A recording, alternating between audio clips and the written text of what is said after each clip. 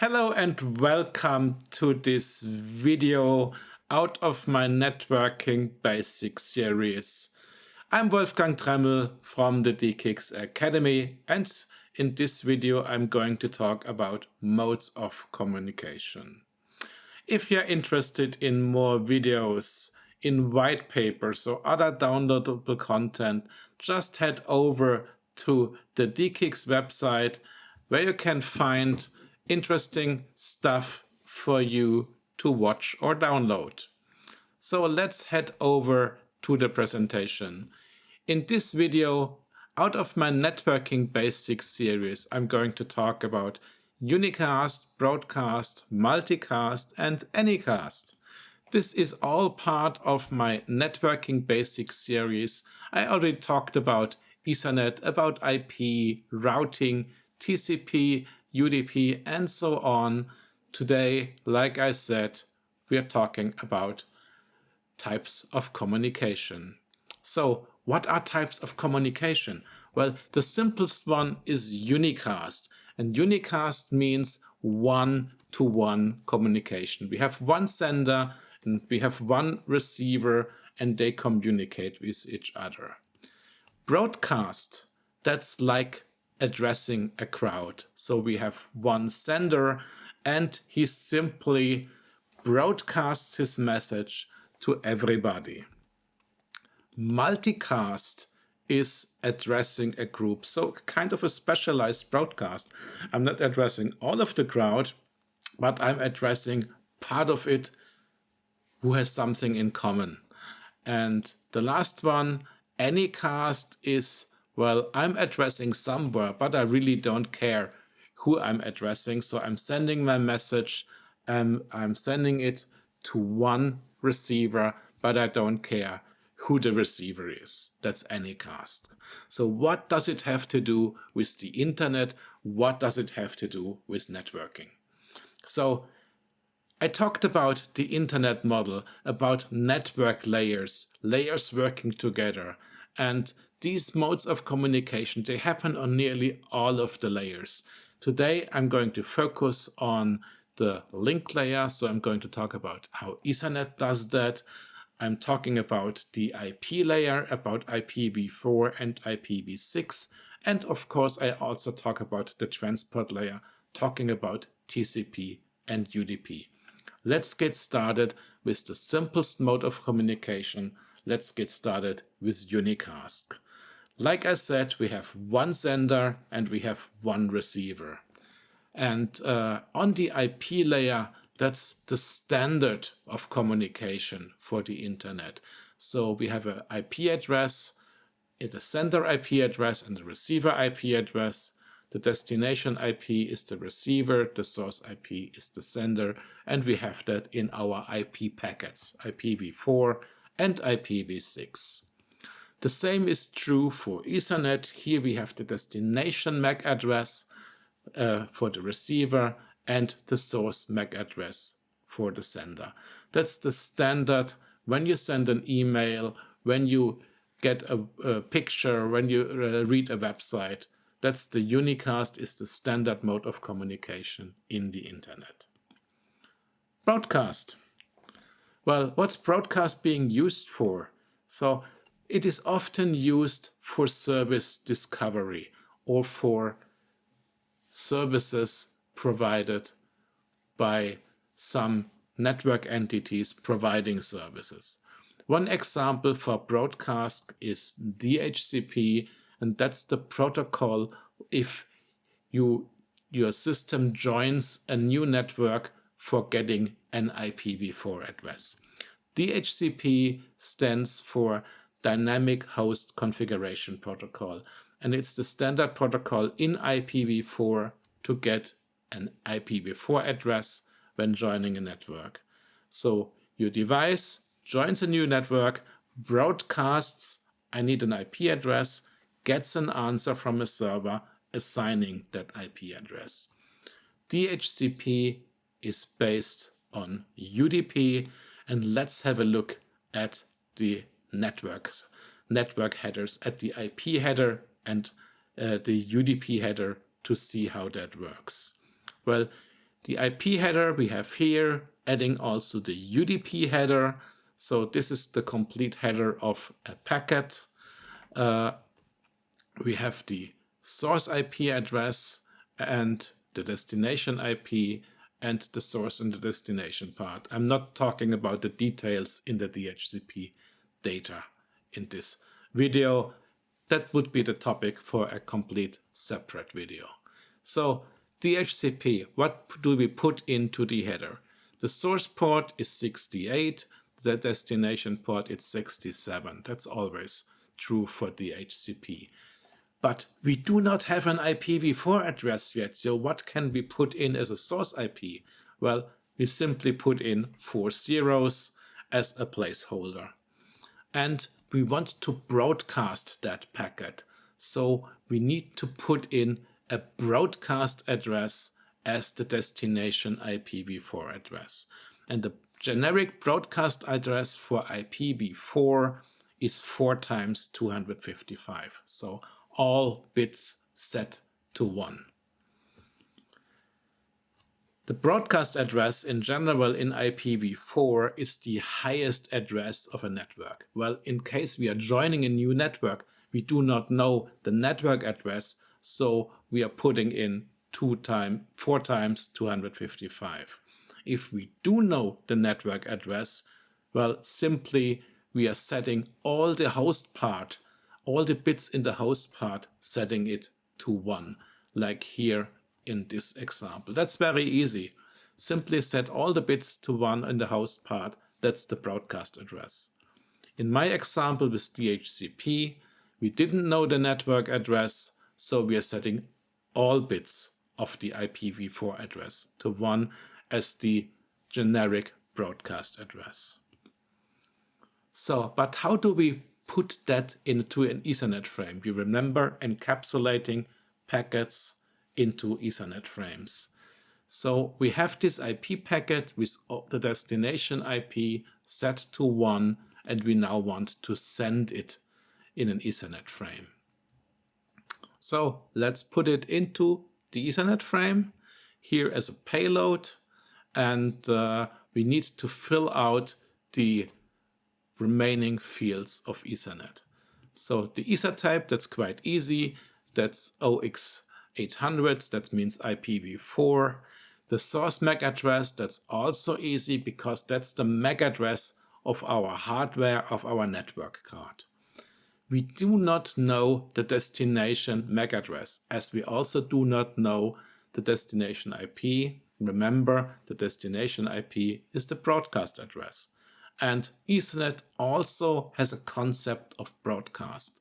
And the broadcast address for Ethernet is all bits to 1. So 6 times FF in hexadecimal. All bits to 1. That's the broadcast address for Ethernet. And that means, dear switch, dear network cards, please send this Ethernet frame to all devices connected to the switch, to the network. So Ethernet frames with a broadcast address are forwarded to the CPU and to operating system for processing of all stations which are received. You can imagine why this can become a problem if the broadcast rate on any network is too high. How does the system know how to process this packet? Well, that's in the IP header and in the UDP header. For DHCP, if the receiving system has a UDP service running on port 67, it is processing the packet. The DHCP is processed and may be also answered. If there is no service running on that UDP port, this packet is simply discarded, but it still consumes CPU cycles on every connected device. And that might become a problem on large networks. At DE-CIX in Frankfurt, currently we have more than 1,500 stations connected, and we have more than 1.5 megabit per second of broadcast traffic. So this is We are not doing, of course, not doing DHCP on the DE-CIX network, but it still can be a problem on large networks. Conclusion about broadcasting. Broadcast means send to every device on a shared network. On IPv4, the broadcast address is the highest address in the network, so the host part of the IP address is all ones, and if you do not know the network address, simply set all bits to 1. Ethernet also has a concept of broadcast. Here we also have a broadcast address, and that's also all bits set to 1. IPv6 does not have a concept of broadcast. In IPv6, we are using multicast instead, talking about this later in this presentation. And you should avoid, if you are a software developer and programming applications, you should avoid broadcast whenever possible. So, next one. Next mode of communication, multicast. And remember, I just said IPv6 has no concept of broadcast. It was decided that, well, multicast is just a special case of broadcast, so that we do not really need broadcast. We can do everything we need with multicast. Remember, multicast is addressing a group of hosts, a group of systems instead of all systems. A group of systems can be something like all routers, or all interactive devices, or all network time protocol servers, or even more specialized, all routers running a specific protocols. And systems join these multicast groups when they run the protocol, when they are a router. And as an example, I will show you how neighbor discovery is used, works in IPv6. Neighbor discovery means discovering who else is on the local network. Like I'm asking, is there any router on this network? So this is how it works. A system asks, is any router here? Please make yourself known. And the router answers, hey, I'm a router, and the prefix here on this network is an IPv6 prefix.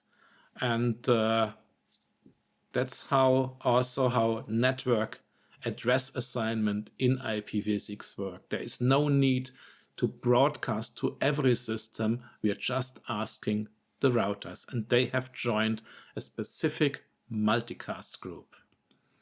And let me show you how that works in terms of network packets, in terms of IPv6 headers. So we're just covering the IPv6 header part. We are not talking too much about how address assignment works. Neighbor discovery works using ICMP. I have made a separate video how ICMP works. If you have not watched it, please go back, watch the video about ICMP, which gives you some more details about this protocol. So this is an ICMP version 6 packet, and we need to put in source address. We don't have that yet. And we need to put in a destination address. And instead of the broadcast address, like in IPv4, we put in a destination multicast address.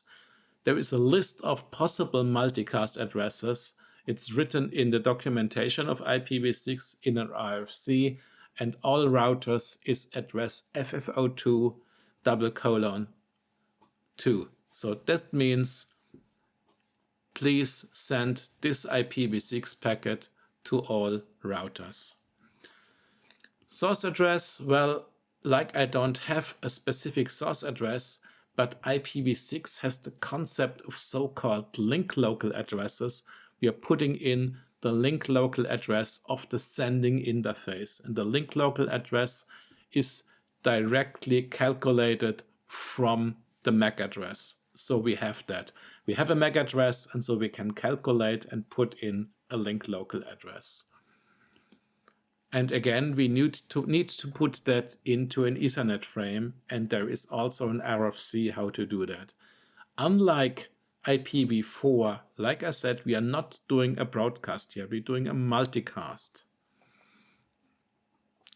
The IPv6 packet again goes into the payload. We are setting the ether type to IP version 6. The source address is again the hardware address of my network interface, and the destination MAC address that's built from the multicast address. So the first 2 octets are 3333, and the last 4 octets of the destination MAC address are the last 4 octets of the destination IPv4. Remember what our IPv6 multicast address was. It was FF02:02. So we are putting this number 2 also in the destination MAC address. I know that sounds complicated, but it's all done by your computer. You don't have to worry about it. It's just to tell you how it works. We are not doing a broadcast. We are doing a multicast here, and the Ethernet destination MAC address is built from the destination IPv6 multicast address. So perhaps you want to know your computer you're just using, did it join any multicast group? Well, there is a number of commands for that. You can just type it in and can have a look which multicast group your computers have joined. Next mode of communication I'm talking about here is Anycast. Anycast is addressing one in a group. I don't care who I'm addressing, I just want my question answered. And unlike multicast, I'm not addressing multiple systems, I'm addressing only one system. So it's kind of unicast, but not really. So let me give you some more details. For the sender, really, it is the same as unicast. I'm sending out an IP packet, a network packet, but I don't care who answered that. Why I don't care? Because everybody would give me the same answer. That's what I'm assuming. How to use that? What's the application of that? Well, one application, quite obvious, is the name resolution, DNS, getting the IP address of a network name. So I don't care who answers this DNS request because the answer will always be the same. I'm sending out one packet and get one packet back. I don't care where this packet comes from. And UDP is in this case being used because UDP is stateless. There is no follow-up conversation. So I'm sending out a request for an IP address. I get an answer back and I don't care where it came from. So how does it work in practice? How can Anycast being implemented? Well, the thing is, and this might come as a surprise because you are used to the fact that every IP address in the global internet is unique. In this case, it is not. We're using the same IP address at multiple places in multiple systems, even more than like here shown on the map. Also, we are using it with the same autonomous system number. If you have watched the global routing video, you know what it is. If you don't know what it is, it doesn't really matter. Because of that, the routing in the internet makes simply sure that the nearest system is reached and answers the query. So I'm sending out a packet to an destination system. I put in a destination IP address, but this IP address exists multiple times. I'm asking the question and somebody answers. If I'm asking the question here, I get the nearest system. If I ask a question here down in Australia, I also get the nearest system to answer. So why is this being done? Well, the answer is obvious: to keep latency low. This is the reason we are using Anycast for DNS, and that's the standard today how DNS works. It uses Anycast, multiple systems with the same IP address all over the world. Would it also work with TCP? Well, using Anycast with UDP is easy. There is no follow-up conversation. I'm sending out a packet, I'm getting a packet back. But you're a bit surprised. Well, it also works with TCP. Simply, the nearest server takes the TCP connection, and if anything happens to it, well, another server takes over. You would have to start over again, but you might not even notice it. Think of a website with a lot of pictures on it. If in the middle of transfer the server gives up, well, simply another server with the same IP address would take over. The TCP session resets and gets reestablished. The gain you have for lower latency really outweighs the occasional hiccup when there is a disruption or a rerouting. Conclusion: we talked about modes of communication today. We started with unicast, which is the standard communication in the internet. One sender, one receiver, one-to-one communication. Broadcast, that's addressing a crowd. One sender, everybody is receiving. And that's most often used in Ethernet, in local area networks for discovery of services, of IP addresses, and so on. Multicast, that's addressing a group with something in common, like addressing all routers in the local network. Also used for joining a network in IP version 6. And Anycast is like unicast, a one-to-one communication, but I really do not care who answers. And this is used to improve speed or to increase redundancy. And that's it for today with this video.